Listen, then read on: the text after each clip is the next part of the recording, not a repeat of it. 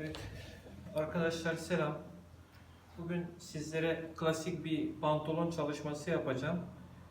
Bugün farklı anlatayım arkadaşlar. Farklı derken hani durabildiğim kadar ayrıntıların üstünde duracağım. Çok sorular geliyor. O soruları burada cevaplandırmaya çalışıyorum arkadaşlar. Hemen başlıyorum arkadaşlar. Önce ölçümüzü söyleyeyim. Basen çevremiz 106 santim arkadaşlar. Biz 53'ten kesiyoruz. Yani ölçüleri kullanırken zaten arkadaşlar direkt yarısını yazalım. Boy ölçümüz haricinde atıyorum 98 boyumuz var arkadaşlar. 98'i yazalım. Arkasından basen ölçümüzü aldığımız zaman 106 santim der arkadaşlar. 106'nın yarısı burada yazar 53 diye. O 53'ü not edelim arkadaşlar. Sonrasında belimizi alıyoruz. 86 diyor. 86'ya bakıyoruz arkadaşlar. Burada hemen 43 yazar bu metrede arkadaşlar. Profesyonel metreler bunlar. Öyle metrelerle çalışın. Ondan sonra diz ölçümüzü 22 santim olarak çalışıyoruz. Paça ölçümüz de 20 santim arkadaşlar. Dediğim gibi boy ölçümüz haricinde diğer ölçüleri yarım kullanıyoruz arkadaşlar. Ve sıralama büyükten küçüğe gittiği zaman yanlışlık olmaz. Kesimde de öyle gideceğiz çünkü arkadaşlar. Yani boy, basen, kemer, diz ve paça arkadaşlar. Sıralama büyük rakamlardan küçük rakama gidecek ve kesime başladığımız zaman aynı sıralama. Önce boyla başlayacağız.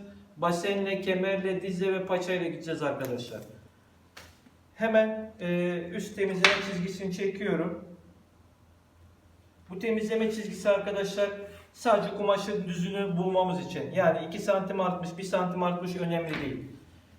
Ondan sonra kemeri arkadaşlar 2 santim arttırıyorum üstten boy bulurken. Bunu arttırmamın sebebi de arkadaşlar buraya üste kemer monte edeceğiz. Kemer 3,5 santim. Kemerin dikiş payı artı buradan yiyeceğimiz dikiş payı arkadaşlar 1 santim. Yani direkt kemer oturduğu zaman net ölçümüzü buluyoruz. 2 santim arttırıp net 98 santim boyumuzu buluyorum. Metreyi kaldırmadan 5 santimde pay veriyorum arkadaşlar. 103 santim. Sonra metreyi temiz çizgiyi çalıştığım yere indiriyorum. Direkt 98'in yarısı 49 diyorum arkadaşlar. 49'a 6 ekliyorum. 55 santim diz yerim arkadaşlar. 53 basenimiz var dedim. 43'te kemerimiz var. Oturum yüksekliğimiz arkadaşlar 25 santim. 25 santimi çiziyorum. Sonra direkt ikinci aşama olarak riganın düzünü kumaşın kenarına vererek arkadaşlar kumaşımın düzüne çiziyorum enine doğru arkadaşlar. Çizdim. Dizden sonra paçayı da çizdim. Boyunu da çizdim arkadaşlar. Şimdi direkt kumaşımızın yanında eğer kenar çizgisi varsa o kenar çizgisini atacakmış gibi arkadaşlar. Yoksa da 1 santim bir işaret koyalım. Direkt basenimizi bulalım arkadaşlar. Basenimiz 53. Yarısı 26,5 arkadaşlar. Direkt herhangi ekstra bir pay vermiyoruz. Hep soruluyor. Ön bacakta pay yok arkadaşlar. Ön bacakta sadece üst yanda cep yapım tarafında göstereceğim. Orada 2 santim payımız var. Başka payımız yok. 53'ün yarısı arkadaşlar 26,5. Tane tane gidiyorum. 3,5 santim ön oyuntuyu veriyorum. İkisinin toplamı arkadaşlar 30 yapıyor. 15 santim de ütü çizgisi diyorum. Şayet arkadaşlar bedenim büyükse, basen çevrem 120 santimden büyükse kumaşın eninden biraz daha kazanabilmek için bu orta ütü çizgisini direkt basen ortasından bulun arkadaşlar. Bedenimiz büyükse. Ama normal bedenlerde yani 42 beden, 44 bedene kadar basen ve oyuntunun toplamının yarısını verin arkadaşlar. Hemen devam ediyoruz. 15, 15, 15 diye gidiyoruz arkadaşlar ve ütü çizgisini buluyorum. Burada aklıma gelen bütün sorduğunuz sorulara cevaplandırmaya çalışıyorum. Evet arkadaşlar, ütü çizgimiz bizim temel çizgimizdir. Dizi de paçayı da ortalayıp kestiğimiz zaman pantolonda herhangi bir dönme, herhangi bir farklı paçanın dönmesi, ütünün kayması gibi şeyler olmayacak arkadaşlar. Burada asimetrik olarak, eşit olarak ineceğiz. Çizgimizi ortalayacağız. Hemen arkadaşlar basen çizgisine verdiğim yere direkt düz çıkıyorum arkadaşlar. ve ön oyuntumu direkt veriyorum arkadaşlar. Bakın sıralama ölçüsü gibi boyu bulduktan sonra direkt basene geliyorum arkadaşlar. Basenden sonra bele geleceğim. Aynı sıra ölçü sırası gibi. Sonra 4 santim arkadaşlar, metre kullanayım ben görün diye. 4 santim ön pat ölçüsü veriyorum. 4 santim ön pat ölçüsü veriyorum. Ondan sonra ortalama 18 santim fermuarı düşüyorum. Çünkü ön düşüklük olayımız var. Pantolonun bedeni ne olursa olsun arkadaşlar, 36 beden de olabilir, 50 beden de olabilir. Yüksekliği ne olursa olsun, düşük de olabilir, yüksek de olabilir. Kesim ne olursa olsun ön düşecek arkadaşlar. Ön muhakkak düşecek. Her kesimde. Yanı sıfır tutuyoruz arkadaşlar. Eğri riganın içini kullanıyoruz. Pantolon kesiminde eğri riganın içini sadece bu kesimde kullanıyorum arkadaşlar. Bakın. Çizdim. Sonra kemer ölçümü bulmaya geldim. Kemerim 43 arkadaşlar. Bel ölçüm 43 yani 86. Şuradan 1 santim fermuar takım payı için dikiş payı düşüyorum. 43 kumaşın kenarına doğru geliyorum arkadaşlar. 21,5 ve 2 santim dikiş payı veriyorum arkadaşlar.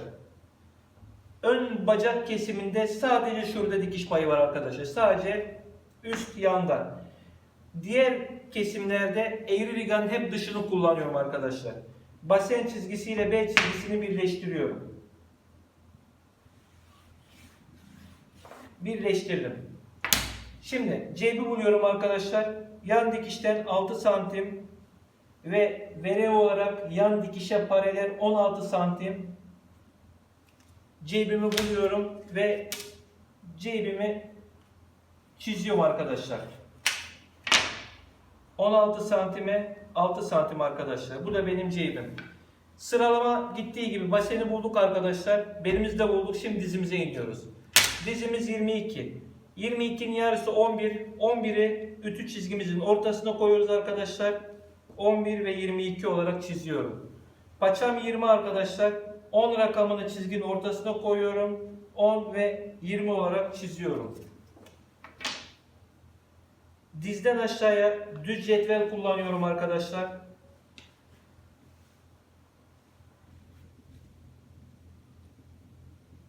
Düzden aşağıya düz cetvel kullanıp çizdim. Dizden yukarı birleştirmeleri eğri riganın gene dışıyla arkadaşlar. Şöyle çiziyorum. Aynı şekilde burayı da çiziyorum arkadaşlar. Arkadaşlar eğri rigayı kullanırken şurada bir keskinlik çıkmasın. Eğri rigayı kullandığınız zaman şurası tam düz çıksın. Yani hani şöyle bir keskinlik çıktığı mı kesim hatalı çıkar arkadaşlar. Beden ne olursa olsun. Çizimi yaptığımız zaman riga kendini gösterecek arkadaşlar. Böyle dümdüz çıkacak. Önümüzü düştük. Her şeyi bulduk ve şimdi hemen kesime giriyorum. Direkt ön düşüklüğü peşinen kesmiyorum arkadaşlar. Arka yüksekliği kullanırken şurayı kullanacağım. Onu da arka kesimi yaparken anlatacağım gene.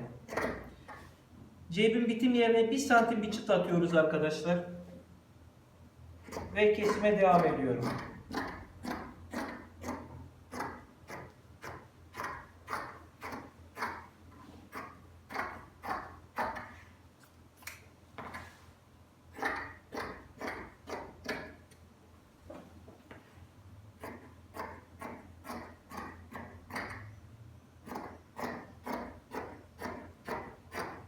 Paysız kesiyoruz arkadaşlar. Korkmanıza gerek yok. Paylar arkadan verilecek.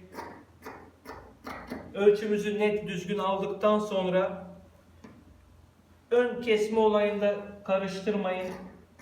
Sadece şurayı boşaltıyoruz arkadaşlar.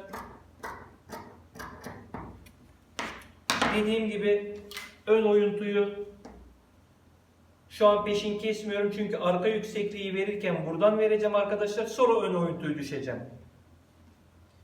Hemen kumaşı çeviriyorum. Pantolonla alakalı çok sorular soruldu diye aslında kanalımda 2-3 tane pantolon kesimi var arkadaşlar. O yüzden ben bir tane daha yapmak istedim. Sorularınızı cevaplandırayım diye arkadaşlar. Kumaşımızı açarken arkadaşlar dikkat edin. Kumaşı çeviriyoruz. Baseni aldığımız yere arkadaşlar paçaya denk getiriyoruz. Paçayı aldığımız yere baseni denk getiriyoruz. Yani kumaşı tam ters çeviriyoruz. Ve kumaşın kesik tarafı bize doğru bakıyor. Kumaşın katlı olan tarafı arkadaşlar arka oyuntuya bakacak. Ona dikkat edelim. Hemen düz ipine bakalım kumaşımızın. Orta çizgimize bakıyorum. 32 santim. Üste bakıyorum arkadaşlar. 32 santim. Kumaşımız dümdüz arkadaşlar. Yani kumaşımızı bu pantolon dikilerinde herhangi bir dönmeymiş, herhangi bir farklı şeyler olmayacak arkadaşlar. Düz çizgilerimi çekiyorum. Öndeki çizgilerimin üstünden, ön bacağı çizdiğim çizgilerin üstünden düz çizgilerimi çekiyorum arkadaşlar. Şimdi orta çizgiden arka oyuntuya doğru arkadaşlar 1,5 santim oyuntuyu düşüyorum. Peşinen düşüyorum arkadaşlar. Dizden aşağıya düz cetvelle 2'şer santim arkadaşlar dikiş payını veriyorum. Bakın 2 santim. Tam 2 santim arkadaşlar. 2 santim dikiş payını dizden aşağıya, bacak arasından aşağıya 2 santim dikiş payını veriyorum arkadaşlar.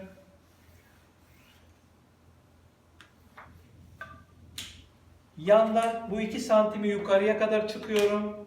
Eğri riga kullanarak arkadaşlar. Ön kesimi nasıl yaptıysak arkada pay olayımızda aynı cetvelle veriyoruz arkadaşlar. Eğri riganın burada içini kullanabiliriz çünkü 2 santimi görmemiz açısından. Dışını kullanırsak arkadaşlar verdiğimiz payı görmüyorum. İçini kullanıyorum ve 2 santimi veriyorum arkadaşlar. Arka oyuntu arkadaşlar basene göre değişkendir. Her basene göre ayrı bir oyuntu vardır. Arka oyuntumuz net basenimizin 8'de 1'idir arkadaşlar. Yani 106 santim basenimiz var. Bunun 8'de 1'i arkadaşlar 53 26,5'un yarısı 13,25 13 santim yapabiliriz ya da 13,5 arkadaşlar fark etmez. Ben 13 santim yapıyorum ve bu 13 santim arkadaşlar basen ölçümden veriyorum. Bakın üstüne basa basa söylüyorum. 26,5 olan basen ölçümden sonra 13 santimi veriyorum arkadaşlar. Yani ön 3,5 oyuntu payından sonra değil. Basen ölçümden sonra 13 santimi veriyorum arkadaşlar. 50 kemer takıldığı zaman 53 kemer takım yeri burası arkadaşlar ve net bir şekilde onu buluyoruz. Hemen eğri riganın en üst kısmını kullanarak gene dış tarafını kullanarak arkadaşlar oyuntumuzu çiziyoruz arkadaşlar. Ve eğri rigayı kullanırken arkadaşlar bakın daha önce çizdiğim şu 2 santim aşağıya kadar 2 santime paralel iniyor. Çizgiyi görüyorum. Düz iniyor. Yani riga o çizgiyi kapatmıyor arkadaşlar. Dümdüz iniyor. Ve çizgimiz böyle düz bir şekilde çıkar arkadaşlar. Hemen şuraya belimin bittiği yere bir işaret koyuyorum arkadaşlar. 2 santim dikiş payını düşüyorum. Belime bakıyorum arkadaşlar. Belim 43. Yarısı 21,5 arkadaşlar. Direkt net olarak 21,5'u veriyorum. 2 santim pens payı veriyorum. 3 santimde arka dikiş payı veriyorum arkadaşlar. Bu dikiş payı arkadaşlar size kalmış. 3 santimde verebilirsiniz. 4 de verebilirsiniz. 1 santimde verebilirsiniz. Ben hiç arkaya pay kullanmak istemiyorum dersiniz. 1 santim verirsiniz arkadaşlar. 3 santim verdim. 3 santimi verdiğim yere de arkadaşlar 4 santim bel yüksekliği veriyorum. Bakın 4 santim. Bu düşüklüğü o yüzden düşmedim peşine. Yüksekliği normal kesimden veriyorum. 4 santim sonra düşeceğim arkadaşlar. Düz cetvelimi kullanarak arka yüksekliğimi çizdim arkadaşlar. Sonra payın bittiği yerden arkadaşlar aşağıya doğru paralel tutuyorum. Karşıya bir işaret koyuyorum arkadaşlar. Bakın payın bittiği yerden ne kadar pay vermesem karşıya bir işaret koyuyorum. Ön bacağımı biraz kaldırıyorum. ve düz çizgimi alıyorum arkadaşlar. Ve arka oyuntumu çiziyorum. Bakın.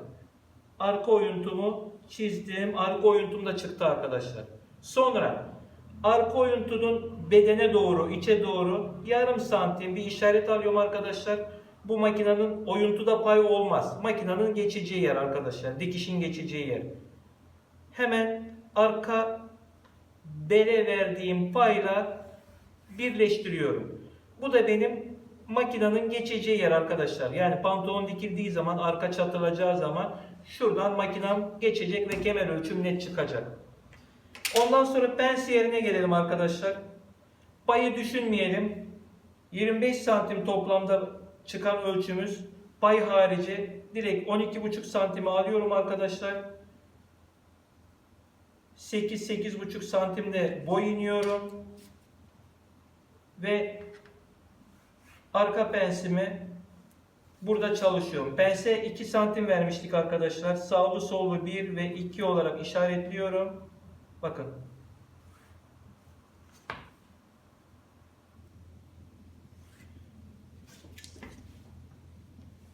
Bu da bizim arka pensimizin yeri arkadaşlar.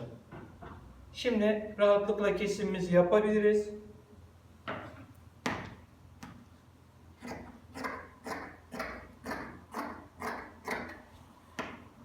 Pensin ortasına çıtlatalım. Aklıma gelen bütün soruları arkadaşlar cevaplandırmaya çalıştım. Herkese tek tek dönemedim. Hafif küt çıkıyorum ben arkadaşlar ama çizgiden kesiyorum.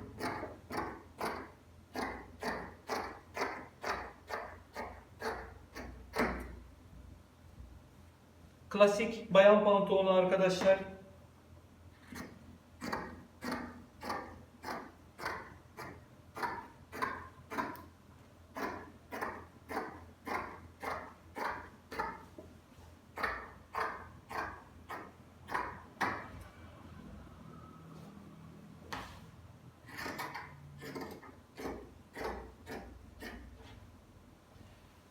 Evet, şimdi arkadaşlar bu öne verdiğim düşüklüğü kesebilirim. Lazım değil artık bana. Buraya da dikkat edelim arkadaşlar. Fermuar takım yerine kadar kestim, böyle çıktım arkadaşlar. Çünkü bu fermuarı takarken şurası bana lazım olacak arkadaşlar. O yüzden peşin kesmedim, sonra kesip atacağım. Dikim aşamasında da orası lazım olacak. Çıtımı attım arkadaşlar. Şimdi bayan pantolonda arkadaşlar kendi kumaşını cep olarak hiçbir zaman kullanmayın. Cep torbası kullanın ve cep karşılığı kullanın. Cep karşılığını kesiyorum arkadaşlar. 22 santim yaptım. 11-12 santimde enini yaptım arkadaşlar. Bu bizim cep karşılığımız dediğimiz cep karşılığı arkadaşlar. Bu beden pantolonu da arkadaşlar cep torbasını eni 16 santim, boyu 26 santim olarak kesebilirsiniz. Yani 16 santim çift katıdır arkadaşlar. Şöyle göstereyim. Kumaşın iki katı. Kat tarafını koyun arkadaşlar. 26 santime 16 santim çıkın arkadaşlar. Çıktık. Hafif de yuvarlatın. Bu bizim cep torbamız arkadaşlar. 26 santim 16 santim. Bu da bizim cep karşılığımız. Cep torbasını kendi kumaşından kullanmıyoruz hiçbir zaman. İnce ceplik kumaşlarımız var. Oradan kullanıyoruz. Bu tamam arkadaşlar. Şimdi kemerimiz 43 dedim. Ortalama 10 santim arttırıyorum. 53 santim. 53-55 santimle kesiyorum. Elini de 10 santim kesiyorum arkadaşlar. Bunun telasını boyuna yapıştırıyoruz. Tela esnemeyecek arkadaşlar. Telasını yapıştırdıktan sonra arkadaşlar, tela yapıştıktan sonra 1 santim içe doğru kırıyoruz ve 3,5 santim kemerimizi hazırlıyoruz. Dikime hazırlıyoruz arkadaşlar. Kemerimiz de tamam. Sadece ön fermuar patımız. Bu da çift kat arkadaşlar. ön fermuar patımız yani 4-4,5 santim ortalama. Bu da tamam arkadaşlar. Başka bir şey kalmadı. Şöyle açayım. Cep karşılığımız. Kemerimiz arkadaşlar. Bir de fermuar patımız. Hepsi bu arkadaşlar. Yani başka aklıma gelen soru olarak bir şey yok arkadaşlar. Şu 1,5 santimi niye düşüyoruz deniyor arkadaşlar.